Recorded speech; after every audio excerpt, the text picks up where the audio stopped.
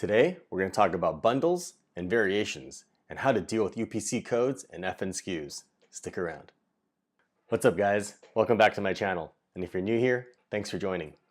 Now, if you haven't watched part 1 of this series, click this YouTube card up here and go watch it. I explain where to buy your UPC codes and where to enter them into your product listing and what to do with them afterwards. Okay? Go check it out. So, bundling and variations seem to be a serious source of frustration for a lot of people.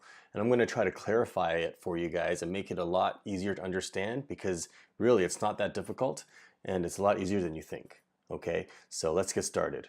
Now, if you were selling a single item, such as these playing cards, you would package it in a single package and get one UPC code and generate an FNSKU and put it on that package. Okay, one UPC code, generate one FNSKU, put it on the package. Okay, that's that simple. Now, if you want to bundle something, for example, these this GoPro headset, head strap. Okay, there's 2 items in here. Now, if you want to bundle it like this, you have to send it into Amazon in one package. It's already pre-packaged in one. Okay, and because it's packaged into one, you need to get one UPC code, put it on the package, and generate the FNSKU. Okay, FNSKU. Now, you don't need 2 UPC codes, one for each of these. You do not. Why? Because it's in one package. Think about it as if you were going to the store and you're paying for this product. When you go up to the cash register, how many times do they scan this? They just scan it once. Beep. Right? Once, because there's only one code on here. They don't scan this twice. Okay? Think of it that way. Another example. This nut driver set. Okay? Here's a whole set of them in here. If I want to sell them one at a time, individually, I would need a UPC code for each one of these. And I would ship these out individually. Right? Okay? But if I want to sell it as a set, each one of these doesn't need a UPC code inside this package. This package has its own UPC code here. All right? And for Amazon, I would obviously generate an FNSKU off that UPC code. Okay? Again, when you go to the checkout counter, you don't scan this 7 times. Okay? Because it's a 7-piece set. You don't scan it 7 times. There isn't a UPC code for each one of these. There's only one. You scan it once through the cash register because there's only one code on it. Okay, give you another example. Socks. Okay, here's a bundle of socks. There's 5 of them here, 5 different variations. Now, if I was selling these individually, I would need one UPC code for each pair of these socks. Okay, but since this is a bundle, it's packaged together as a bundle, there's only one UPC code on it.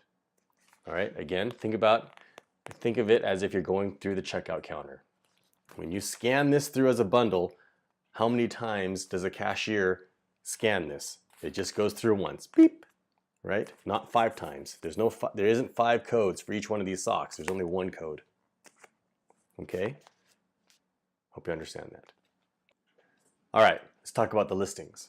Okay, so let's say you want to sell these playing cards and this Rubik's Cube. You would have 2 separate listings, each with their own UPC code. Okay, they're separate.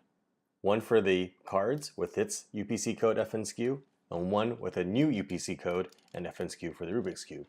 Now let's just say one day you decide I want to bundle these 2 together. Okay, you would create a new listing, package these together from your supplier, send them into Amazon, create a new listing with a new UPC code FNSKU, and new description, new photos, new everything. So you'd have a total of 3 listings with 3 different UPC codes. Okay, makes sense? Now what's a little more confusing is when you deal with variations. All right, so let's go back to these socks. Okay, with variations, you have a parent listing for these socks, and then you'd have child listings for each variation.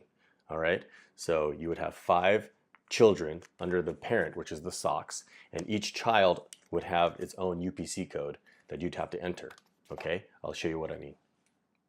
All right, so setting up a listing for variations is a little bit different. Okay, so log into Seller Central and add a new product. and you want to create a new product listing. And for example, we're going to use the socks as an example. So we'll do apparel,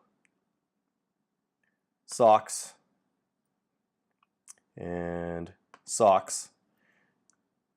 And we'll do casual socks, tube socks. All right, select. All right, so now you're going to fill in the same info you would normally do for a single item listing. Okay, fill all this in, but you're going to come over to this variations tab, and you're going to choose what type of variation it is. For example, if you're doing pants or shirts and stuff, you would have different sizes, for example, small, medium, large. Or it can be a combination of sizes and colors, right?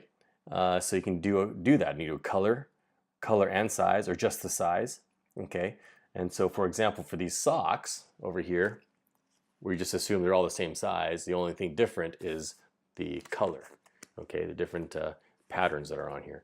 So if we're in this case, we'll just choose color, okay? And then here, you're gonna enter names for these types of colors. So for example, we'll have black, and then we'll have striped and gray, let's say, okay? And you click add variations, and now you'll see those 3 different variations under this parent listing now, all right?